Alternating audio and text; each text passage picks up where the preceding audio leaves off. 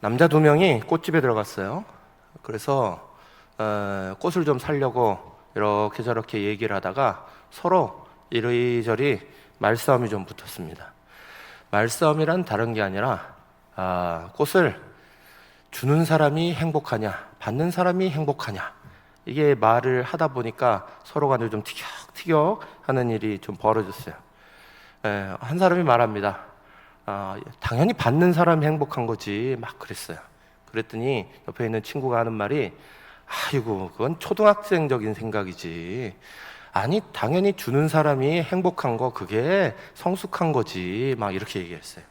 그랬더니 지지 않고 또, 아니 받는 사람은 그냥 받으면 되는 거지만 주는 사람은 경제적인 손실이 나는 거잖아, 받는 사람이 행복한 거지. 그랬더니 또 다른 한 명이 막 해서 서로 간에 결론이 안 나요. 그래서 옆에 있는 사람에게 물어보자. 옆에 있는 사람이 꽃집 주인이었어요. 그래서 꽃집 주인한테, 받는 사람이 행복해요, 주는 사람이 행복해요? 그랬더니 꽃집 주인이 그 한마디 잘못하면 꽃을 못 팔잖아요. 그러니까 지혜롭게 대답을 했어요. 꽃을 받는 사람도 파는 사람도 아니라 꽃 파는 제가 제일 행복해요, 그랬다는 거예요. 사랑하는 여러분, 우리의 삶에 어떤 사람이 행복하냐, 어떤 사람이 복을 받을 수 있는 사람이냐, 누가 더 복을 받는 거냐, 뭐 이런 이야기를 쉽게 할 수는 없어요. 그런데 공통적으로 중요한 건, 꽃도 화난 사람에게 들이밀면 더 화를 돋구는 물건이 돼요. 화난 아내한테 그 꽃 들이밀어 보세요. 꽃을 집어 던져버리지. 그거 가지고 행복해하는 게 아니에요. 중요한 건 받을 준비가 돼 있는 사람이 복을 받는 거예요. 행복할 준비의 마음이 열려 있어야 그 행복의 마음을, 행복에 잘 어떤 것들을 하면 그것들이 우리 속에 큰 행복으로 자리 잡게 되는 거예요. 행복의 준비가 안 돼 있는데, 마음이 열릴 준비가 안 돼 있는데, 그런데 거기에 대고 막 줘버리면 그건 별로 지혜롭지 못한 거죠. 우리가 하나님 말씀을 들을 때도 마찬가지예요. 하나님 말씀은 말씀 자체가 복인 줄로 믿습니다. 그런데 그 하나님 말씀이 우리 속에 복으로 역사하려면 그 말씀을 받는 우리의 마음밭이 어떻게 준비되어 있느냐, 그게 중요한 거죠. 성경에는 이런 비유를 가지고 우리 가운데 말씀하시잖아요. 큰 집에는 그릇이 여러 종류가 있다. 금그릇, 은그릇, 질그릇, 나무그릇, 각종의 그릇이 다 있는데 주인 쓰기에 합당하려면 무슨 그릇이요? 금그릇이 아니에요. 주인 쓰기에 합당하려면 깨끗한 그릇이에요. 금그릇이라도 다 지저분하게 되어 있는 그릇을 어떤 주인이 그거 가지고 음식 담아요? 그럴 수 없는 거예요. 주인 쓰시기에 합당한 그릇은 깨끗한 그릇이다, 준비된 그릇이다, 성경이 말씀하고 있어요. 그래서 성경은 우리 가운데, 말씀이 우리 가운데 주어질 때 그 말씀이 결실 맺는 것을 네 가지 밭으로 얘기하잖아요. 좋은 밭만 있는 게 아니에요. 길가에 떨어지는 것도 있어요. 길가에 떨어지는 건 뭐예요? 말씀 오자마자 튕겨나가 버리는 거예요. 그냥 바로바로 말씀 다 까먹어 버리고 가는 거예요. 두 번째, 돌밭에 떨어진 거 있잖아요. 조금 들어가는 것처럼 보이지만 뿌리가 깊지 않으니까 곧바로 날씨가 더워지기만 하면 타버리는 그런 결과 맺는다는 거예요. 가시덤불에 떨어진 말씀도 있죠. 그 딱 떨어지고 나서 결실을 해서 막 자라려고 그러는데 염려, 걱정, 근심이 먹구름처럼 내 머리를 가득 채우고 있어요. 더 이상 자라지 못하고 그냥 멈춰버리더라. 말씀을 받고 복을 받고 믿음의 삶을 살아가려면 그만큼 말씀 받을 준비도 되어 있어야 되는 거예요. 그래서 예배에 나오실 때 주일을 준비하면서 준비해라, 준비해라, 여러분에게 말씀드리는 거예요. 토요일 날 하루라도 교회에 나오셔서 반드시 새벽 기도 하시고 주일 준비해라. 그래야 마음이 준비가 되고 말씀 받을 준비가 되고, 그러면 그 말씀이 결실 맺을 것들을 다 맺는다, 그렇게 가르쳐 주시는 거예요. 사랑하는 여러분, 오늘도 하나님 말씀 우리가 봤습니다. 우리의 마음에 복잡한 문제 있다면, 또 특별히 오늘 초동부가 성경학교 진행하고 있어요. 소년부가 진행할 거예요. 중등부, 고등부가 진행할 거예요. 청년부는 위에 올라가서 또 성지순례에 위한 바자회도 준비해요. 권사님들은 늘 주방 준비해요. 늘 우리에게는 주일날 나오면서 일에 대한 생각들, 뭘 해야 된다는 생각이 가득해요. 제가 목회자들 불러놓고요, 아침에 6시 50분 되면 다 먼저 경건회부터 합니다. 그 경건회 할 때 오늘처럼 이렇게 일이 많은 날일수록 제가 반드시 짚고 넘어가는 게 있어요. 분주하지 마시고 먼저 목회자들부터 예배자가 되세요. 하나님 앞에 예배하는 게 우선입니다. 예배하고 나서 그 다음에 하나님 공급하시는 힘과 능력으로 섬기는 거고, 하나님 주시는 말씀으로 말하는 거지, 분주한 마음 가지고 예배하지 마세요. 늘 당부합니다. 우리 모든 사랑하는 성도들에게도 당부드립니다. 일주일 동안 번잡하고 복잡한 거 이 시간 다 내려놓으시고 주의 은혜로 말씀 들으시기를 축복합니다. 오늘부터는 그리스도를 본받아 시리즈 중에서 이제 팔복 부분에 들어가서 시리즈 안에 시리즈가 됐어요. 이거 뭐 팔복 시리즈를 하려고 하는 게 아니라 말씀의 순서대로 가다 보니까 자연스럽게 팔복이 이제 시작되는 또 시리즈 안에 시리즈가 됐습니다. 팔복은 마태복음 5장부터 7장에 있는 산상수훈 안에 있습니다. 산상수훈은 예수님의 말씀의 백미예요. 예수님이 말씀을 하려고 한 모든 내용을 다 축약해서 산상수훈 안에 넣어놨다. 그래서 이게 산 위에서 말씀하신 보배로운 말씀이다. 그래서 우리는 산상보훈 이렇게까지도 이걸 부르기도 합니다. 그래서 산상수훈 5장에서 마태복음 5장에서 7장을 어떤 신학자는 천국의 대헌장이다 이렇게 부르기도 해요. 우리나라에 헌법이 있고 헌장이 있듯이 여기도 마찬가지로 천국에 대해 헌장이다, 그렇게 선언문이다, 그렇게 얘기할 정도로 이것이 귀중한데, 그 중에서 팔복은 그 서두에 천국 시민이 어떤 자격을 가지고 있는 거냐, 그 천국의 삶을 살아가는 사람들이 어떤 모습이어야 하느냐, 이것을 먼저 탁 가르쳐 주시는 귀중한 말씀이에요. 오늘 첫 번째 말씀인 5장 3절 말씀은 우리 가운데 말씀하시기를 심령이 가난한 자는 복이 있나니 천국이 그들의 것이며, 이렇게 말씀하죠. 사랑하는 여러분, 누가복음 6장 20절에서는 예수께서 가난한 옆에 있는 사람들을 보시면서 말씀하셨어요. 가난한 자는 복이 있나니 이러셨는데요, 그 말씀의 의미는 오늘 말씀하는 의미와 조금 달랐어요.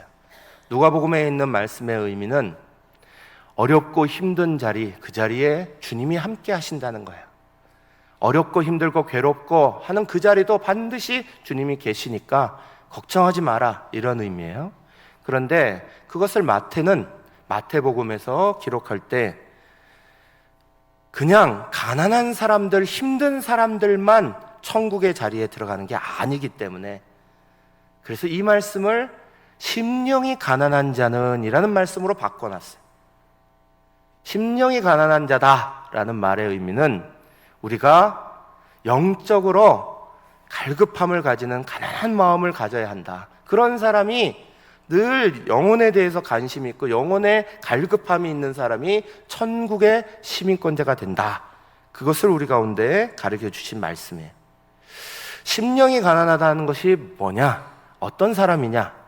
오늘 우리가 예수님을 닮아가는 우리의 모습 안에서, 예수님은 이 말씀을요 팍팍팍 선포만 하신 게 아니라 말씀대로 사셨어요. 오늘 우리는 예수님이 어떤 삶을 사셨는지를 다시 한번 돌아보면서 그 속에서 심령이 가난한 우리의 모습이 어떠해야 되는지 한번 생각해보는 시간 가집니다. 제일 처음에 에베소서 4장 22, 24절 우리 한번 같은 목소리로 말씀 같이 읽겠습니다. 시작. 너희는 유혹의 욕심을 따라 썩어져가는 구습을 따르는 옛사람을 벗어버리고 오직 너희의 심령이 새롭게 되어 하나님을 따라 의와 진리의 거룩함으로 지으심을 받은 새 사람을 입으라. 아멘. 먼저는 심령이 가난하다. 그 말은 우리의 세상 욕심, 세상 유혹, 이거 버릴 수 있는 사람이어야 되는 거예요. 우리는 너무 많이 욕심 속에 살아갑니다. 이 욕심이라는 게 뭐냐? 욕심은 이런 거예요.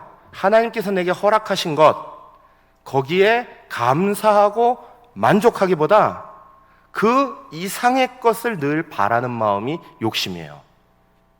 하나님이 내게 허락해 주신 것, 그게 1달란트든 2달란트든 5달란트든 하나님은 모든 사람에게 하나님의 복을 주셨어요. 근데 그 복을 자기의 것들 보지 아니하고 남의 거 가진 것들 큰 것만 보기 바쁜 거예요. 내게 허락하신 복에 감사하고 만족하기보다 다른 사람이 가지고 있는 것들 쳐다보면서 왜 내게는 더 많은 것들이 주어지지 않아 하고 더 많은 것들을 바라는 마음, 그건 다 욕심이에요. 우리는 욕심의 자리가 굉장히 많아요. 근데 그 욕심의 자리는 결국 우리로 하여금 좋은 결과를 우리의 인생에 가져올 수 없게 만들어요. 청교도 작가였던 찰스 디킨스가 크리스마스 캐롤이라는 유명한 글을 썼죠. 전 세계 사람이 다 알아요.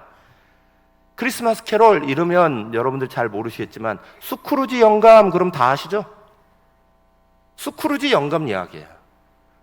스크루지 영감을 통해서 뭔 얘기를 하냐? 사람이 자기가 가지고 있는 소유에 대해서 행복하지 않다는 거예요. 그건 오히려 자기를 불행하게 만들고 자기를 가두어 버리는 것 안에 빠져버리게 만드는 거예요. 그런데 끝에 가서 이거 행복을 찾죠. 어디서요? 가장 가까운 사람에게서부터 나눔을 실천하는 거예요. 자기의 것들을 나누어주고 자기도 다른 사람이 나누는 것들을 받을 줄 알고 거기서부터 달라지기 시작하는 거예요. 사랑하는 여러분, 우리는 우리의 삶의 자리 가운데서 자꾸만 높아지고 많아지고 더 높아지고 더 많아지고 늘 욕심의 자리를 향해서 가요. 그러나 예수님의 가르침은 완전히 달라요. 예수님의 삶은 완전히 다르셔요. 우리가 잘 알듯이 히말라야를 등반했던 사람들의 이야기를 들어보면 올라갈 때보다 내려올 때 사고가 훨씬 많다는 거예요. 사람들은 올라가기 바빠요. 저것을 정복해야지. 저기에 다다라야지. 그런데 그 다다르는 시간이 늦었으면 밑에서 다음을 기약하고 욕심을 접어야 하는데 저것이 이제 얼마 안 남았으니까 그러니까 꼭 가겠다는 마음으로 올라가는 거예요. 그러다가 하산 시간이 늦어지고 날씨가 변하고 이러면 조난당하는 거예요. 체력도 올라가는 체력만 바라보면서 끙끙거리고 올라가 버리면 거기서부터 내려오는 체력이 더 많이 필요한데 그 준비는 안 하는 거예요. 그러니 사고가 나요. 인생의 자리도 마찬가지죠. 올라가는 자리만 우리에게 주어져 있는 거 아니에요. 반드시 내려가는 자리가 우리에게 주어져 있어요. 저를 비롯해서 50을 넘으신 분들은 내려갈 준비하고 사셔야 되는 거예요. 내려가는 거에 잘 내려가도록 계속 그렇게 준비하고 살아야지 더 많은 것, 더 높은 것, 더 위를 향하여서 계속 위로만 올라가시려고 하면 그건 욕심이에요.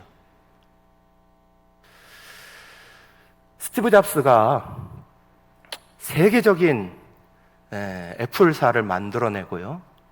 세계적으로 성공한 사람이죠.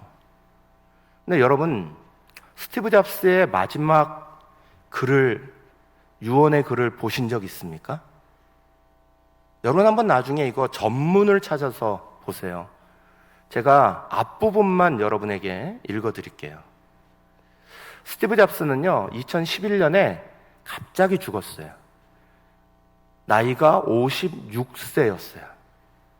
저보다, 제가 이제 곧 가는 나이니까 저보다 나이가 많으신 분들은 이미 지나신 분도 많고 그럴 거예요. 그러니까 제 나이쯤에 스티브 잡스가 죽은 거예요. 한참 일해야 되고 한참 성공했고 한참 일할 수 있는 그때에 갑자기 췌장암에 걸리고 그래서 죽음을 맞이해요. 이 스티브 잡스가 자기의 그 병상에서 마지막 글을 남겼어요. 나는 비즈니스 세상에서 성공의 끝을 보았다. 타인의 눈에 내 인생은 성공의 상징이다. 하지만 일터를 떠나면 내 삶의 즐거움은 많지 않다. 결국 부는 내 삶의 일부가 되어버린 하나의 익숙한 사실일 뿐이었다. 지금 병들어 누워 과거의 삶을 회상하는 이 순간에 나는 깨닫는다. 정말 자부심을 가졌던 사회적 안정과 부는 결국 다가올 죽음 앞에 희미해지고 의미가 없어져 간다는 것을. 어둠 속 나는 생명 연장 장치의 녹색빛과 윙윙거리는 기계음을 보고 들으며 죽음의 신이 숨결이 가까이 다가오는 것을 느낄 수 있다. 이제야 나는 깨달았다. 생을 유지할 적당한 부를 쌓았다면 그 이후 우리는 부와 무관한 것을 추구해야 한다는 것을. 끝없이 부를 추구한다는 것은 결국 나같이 뒤틀린 개인만을 남긴다. 그 뒤에도 쭉 내용이 있는데요. 이 부분이 그렇게 말해요. 생을 유지할 적당한 부를 가지게 됐다면, 그러면 그 나머지에 대해서는 부와 무관한 삶을 살아가라는 거예요. 그렇지 않으면 끝없는 부의 추구로 말미암아 뒤틀린 나 자신만 남게 되더라. 사랑하는 여러분, 성경은 우리 가운데 우리의 삶의 자리 가운데서 우리의 모든 것들이 우리 자신들로 인하여서 만들어진 게 아니라 하나님이 내려주신 은혜이고 또 옆에 사람들과 함께 만들어 온 삶이라는 것을 가르쳐줘요. 그런데 참 재미있는 건 사람이 어떤 물건을 빌려서 오랫동안 쓰다 보면요, 마치 그게 빌려온 물건이 아니라 자기 것처럼 느껴지는 거예요. 옆에 있는 사람한테 볼펜 하나를 빌려도요, 그 볼펜을 막 쓰다가 안 돌려주면 며칠 후부터는 아예 돌려줄 생각이 없어져요. 마치 내 것처럼 느껴지는 거예요. 우리의 인생의 자리가 그래요. 하나님이 내게 생명 주시고 건강 주시고 시간 주시고 하나님이 내게 다 주신 건데 어느 날 이게 하나님 앞에 돌려드려야 된다는 생각을 잊어버리고 처음부터 끝까지 내 거였던 것처럼 생각돼요. 사랑하는 여러분, 저 여러분 모두는 우리의 인생에 대해서 머리털 하나도 키울 수 없는 사람이에요. 하나님이 다 주신 것 속에 살아왔고 그 하나님의 것임을 알고 살아가야 되는 거죠. 99의 덫이라는 게 있어요. 99의 덫. 인생을 불행하게 만드는 법칙이래요. 어떤 왕이 있었습니다. 이 왕이 자기 이발을 잘 해주는 이발사에게 선물을 줘야겠다 싶었는데 한 신하가 그러더래요. 100 다 주지 마시고 99만 주세요. 그랬다는 거예요. 그래서 왕이 그렇게 해봤대요. 은전 99냥을 내렸어요. 이발사가 그걸 받고는 선물을 받았으니까 너무너무 행복해 하더라는 거예요. 그런데 며칠 지나고부터는 얼굴이 어두워지고 우울해하고 막 그러는 거예요. 그러면서 한 가지만 바라보더라는 거예요. 언제 100냥을 주실까?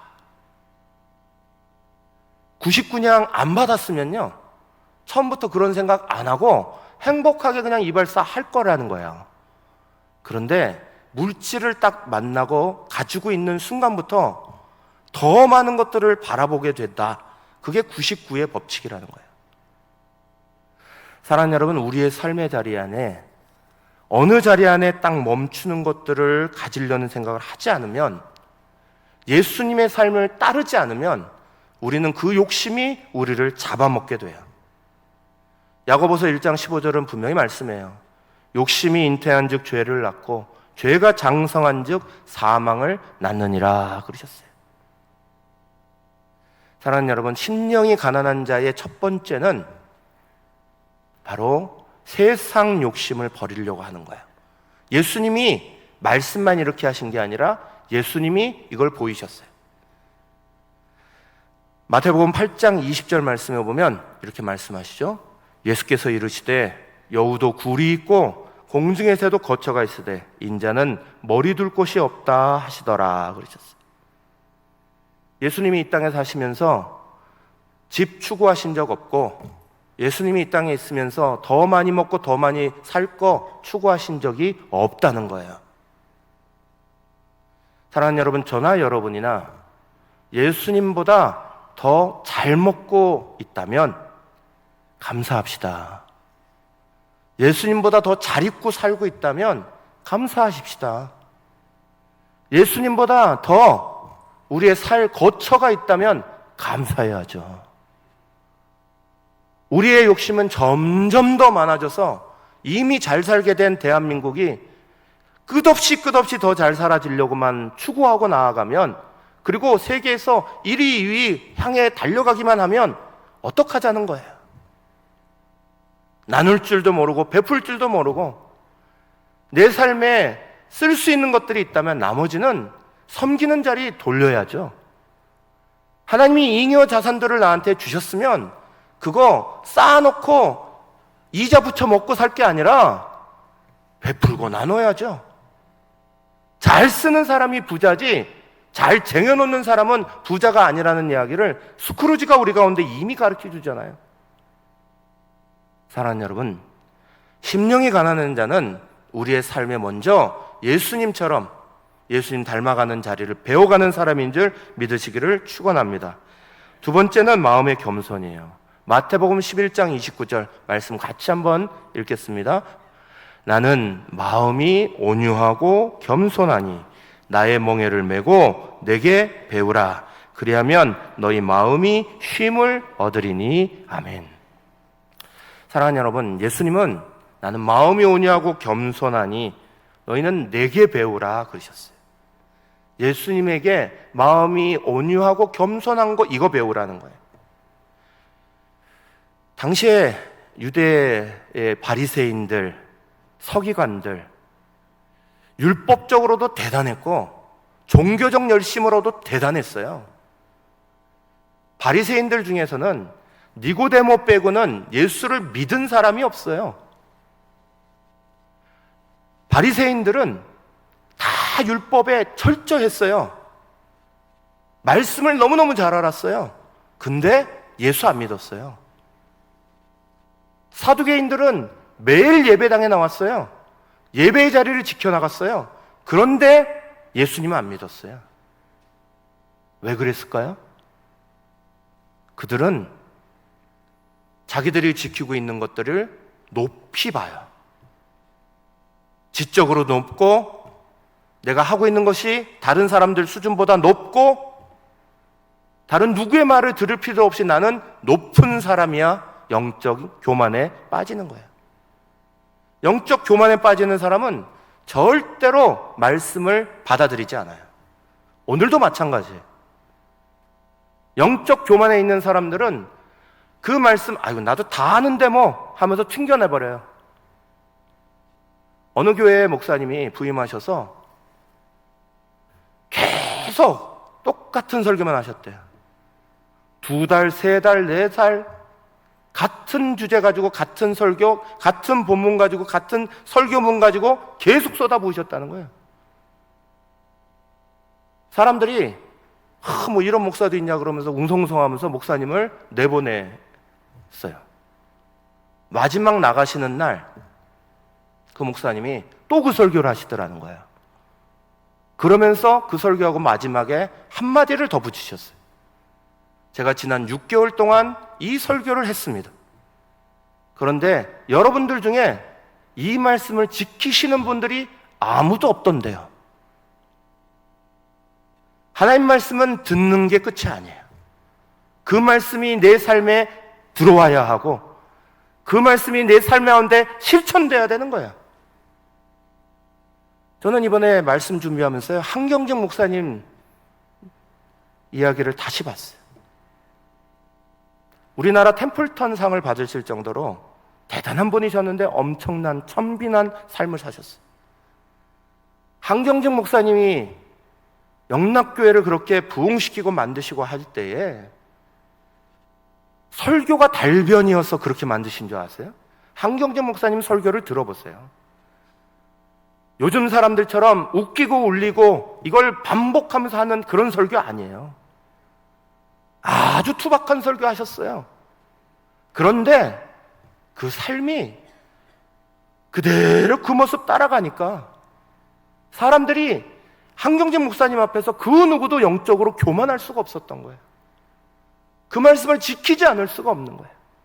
그거 보면서 저 자신에 대해서 얼마나 회개하고 그랬는지 몰라. 사랑하는 여러분, 심령이 가난한 사람은 겸손한 사람이에요. 성 어거스틴이라는 분은 제자들이 물었어요. 기독교의 3가지 중요한 것을 좀 가르쳐 주십시오. 축약한다면 뭐겠습니까? 어거스틴이 말하기를 첫째도 겸손이요, 둘째도 겸손이요, 셋째도 겸손이다 그랬어요. 왜요? 기독교의 모든 것은 하나님이 다 주셨으니까. 하나님이 다 주신 거예요. 말씀도 하나님이 주셨고, 믿음도 하나님이 주시고, 성령의 모든 열매도 하나님이 맺으시는 거예요. 우리가 하는 게 아니에요. 우리의 노력이 아니에요. 기독교는 모든 것을 하나님이 하시는 거예요. 사람이 하는 건 딱 하나밖에 없어요. 겸손하게 받아들이는 거예요. 겸손하게 받기만 하면 변화가 일어나는 거예요. 겸손하게 순종하기만 하면 우리의 삶에 놀라운 역사가 일어나는 거예요.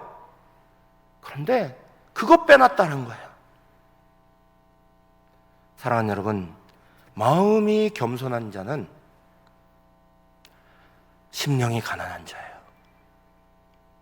저 여러분 모두가 교만의 자리에 절대 쓰지 마시고요, 겸손한 자리에 서시기를 간절히 추구합니다.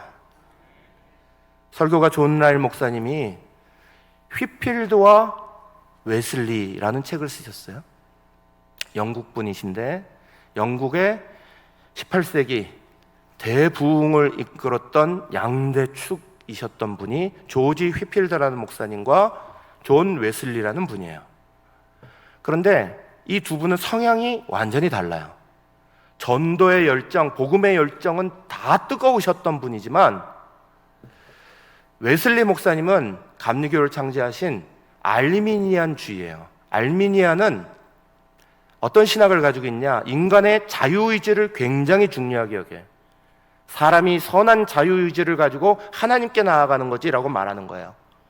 그런데 켈비니즘을 가졌던 켈빈주의자였던 휘필드 목사님은 하나님의 절대 주권을 굉장히 중요하게 여겨요. 하나님이 허락하셔야 되는 거지, 하나님이 만들어 주셔야 되는 거지, 사람이 하는 거냐 하나님이 하는 거냐, 이것이 비슷한 얘기의 동전의 양면처럼 끊임없는 논쟁이 돼요. 구원론은 완전히 달랐어요, 두 분이. 그래서 어떤 사람이 물어요. 휘필드 목사님에게, 목사님, 웨슬리 목사님은 목사님하고 구원론이 완전히 다르시던데 나중에 천국 가시면 두 분 다 천국에서 같이 만나실 수 있을까요? 그러면서 빗댄 거예요. 비꼰 거예요. 그랬더니 휘필드 목사님이 뭐라고 대답을 하셨냐? 예, 저는 천국에서 웨슬리 목사님을 보지 못할 것 같습니다. 왜냐하면 웨슬리 목사님은 너무 훌륭하셔서 하나님의 보좌 가장 가까이에 앉아 계실 겁니다. 그러나 저는 하나님의 보좌로부터 저 먼 곳에 앉아 있을 사람이라 그곳에서 아마 웨슬리 목사님을 못 볼걸요, 그렇게 대답을 했다는 거예요. 얼마나 겸손한 대답이에요. 남이 옆에서 뭐라고 하던 내 겸손의 자리를 잘 지키고 있는 거예요. 그러니 하나님이 영국의 베드로 사도, 바울 사도처럼 이 두 분을 다 쓰시는 거예요. 오늘 우리가 영적 교만으로는 절대 천국을 소유할 수 없습니다. 내가 높아지는 마음, 내가 대단한 마음이 아닙니다. 주님 주시는 것에 그저 겸손하고, 주님 말씀이라면 그저 아멘하고, 주님 주시는 것이라면 그저 내 삶 가운데 적용해가고, 그러다 보면 어느 틈엔가 천국이 다 이루어지는 거예요. 천국은 내가 만드는 게 아니에요. 하나님 말씀 따라 그대로 하다 보면 다 지켜지고 만들어지는 게 천국인 줄 믿으시기를 축원합니다. 그러면서 예수님에게 있어서 마지막 배워야 되는 것 하나, 누가복음 22장 42절이에요. 같이 읽겠습니다. 누가복음 22장 42절. 이르시되 아버지여, 만일 아버지의 뜻이거든 이 잔을 내게서 옮기시옵소서. 그러나 내 원대로 마시옵고 아버지의 원대로 되기를 원하나이다 하시니. 아멘. 이게 언제 말씀이에요? 예수님 겟세마네 동산 마지막 기도하실 때 얘기해요. 예수님 마지막 겟세마네 동산에서 기도하실 때 어떻게 하셨어요? 땀방울이 핏방울 되시면서 간절히 기도하셨어요. 왜요? 그 밤이 지나가면 본인이 십자가 달리신다는 건 너무너무 잘 알았으니까. 자신을 이미 내어주시기로 작정하셨으니까. 그러니 간절히 기도하는 그 순간도 오직 하나님만 바라봤어요. 오직 주의 뜻만 의지했어요. 그런데 예수님 그러실 때 그 옆에서 돕던 제자들은 뭐 했어요? 함께 겟세마네 갔던 제자들은 다 졸아요. 같이 밤 하나 못 새주고 다 졸았어요. 예수님이 정말 땀방울이 핏방울 되도록 기도하고 계시는데 옆에서는 다 졸았어요. 그 다음날 예수님 잡혀가실 때 뭐 했어요? 제자들 다 배반했어요. 뿔뿔이 흩어져 버렸어요. 예수님 모른다 그랬어요. 그 자리에 예수님 혼자 남으셨어도 예수님 어떻게 하셨어요? 나 혼자 남았으니까, 나 지지해주는 사람들 없으니까 나 이제 안 해, 그러셨나요? 끝까지 하나님만 바라보셨어요. 끝까지 하나님만 의지하셨어요. 여러분, 오늘 우리가 교회 봉사하고 섬겨나갈 때 나를 지지하던 사람이 내게 상처 준다고요? 예수님보다 상처 더 많이 받으셨나요? 나를 지지하던 사람이 어느 날 나를 배반했다고요? 예수님보다 배반 더 당해보셨나요? 우리가 예수님으로부터 배워야 되는 건 어떤 모습, 어떤 자리에 있더라도 끝까지 하나님 바라보고 하나님 의지하는 거예요. 심령이 가난한 자는 하나님만 바라볼 줄 아는 사람이에요. 끝까지 하나님만 의지할 줄 아는 사람이에요. 우리나라의 지성 중에 한 분이신 이어령 교수님이 예수 믿으셨죠. 원래 이분은 철저한 무신론자예요. 그러다가 정말 기적과 같이 예수 믿으셨죠. 그래서 지성에서 영성으로라는 너무너무 훌륭한 책을 쓰셨어요. 여러분 꼭 보셔야 돼요. 그 책과 함께 이분이 완전히 돌아서고 나서 세례를 받으셨어요. 세례 받으실 때 이분이 엉엉 우셨어요. 어린아이처럼 우셨다고 그래요. 왜 우셨냐? 이분이 평생 누구에게 무릎을 꿇어본 적이 없대요. 자존심 강하시고 자기 자신에 대한 확신 강하고 철저하게 자기를 믿고 나가 삶을 살았던 분이기 때문에 부끄러울 것이 없으니 남에게 무릎 꿇을 일도 없다고 사신 분이에요. 그런데 세례 받는 자리 목사님 앞에 와서 딱 무릎 꿇으면서 세례 받으시면서 어린아이처럼 엉엉 우셨는데, 그리고 나서 이렇게 고백을 남겼어요. 그동안 누군가에게 몸을 맡겨본 적이 없었으니 얼마나 외로운 삶이었겠습니까? 혼자 바들바들 떨면서 여기까지 온 내가 너무 불쌍했습니다. 그래서 우셨대요. 내 인생 내가 만들어야지, 내가 버텨야지 하면서 살아온 그 인생이 너무너무 외롭고 너무너무 바들바들 떨고 힘들게 왔던 그 내 자신이 불쌍하더라 하면서 이렇게 하나님 앞에 맡기니 주님 주시는 그 평안과 주님 주시는 위로가 내 마음속에 이렇게 있는데 그거 이때까지 모르고 살았던 내가 너무 불쌍합니다. 그러면서 우셨다는 거예요. 사랑하는 여러분, 하나님을 의지하고 하나님을 믿고 나아가는 건 그건 의무가 아니에요. 우리에게 주시는 가장 큰 축복인 줄 믿으시기 바랍니다. 오늘 심령이 가난한 자, 예수님처럼 세상 욕심을 버리는 자가 심령이 가난한 자예요. 예수님처럼 마음이 겸손한 사람이 심령이 가난한 사람이에요. 예수님처럼 끝까지 하나님 바라보고 하나님 의지하는 사람이 심령이 가난한 사람이에요. 심령이 가난한 사람 되시기를 축원합니다. 1분간 같이 기도합시다.